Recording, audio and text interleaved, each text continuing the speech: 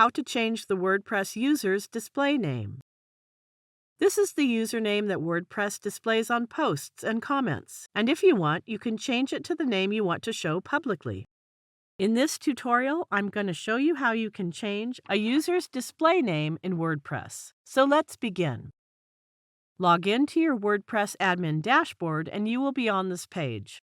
Go to Users and click Profile.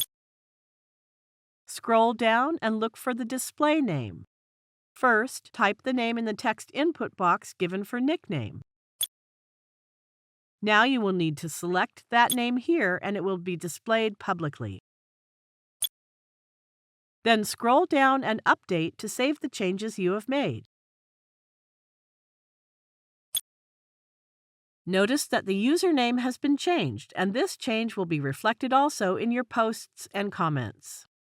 I hope you find this tutorial helpful. Thank you for watching.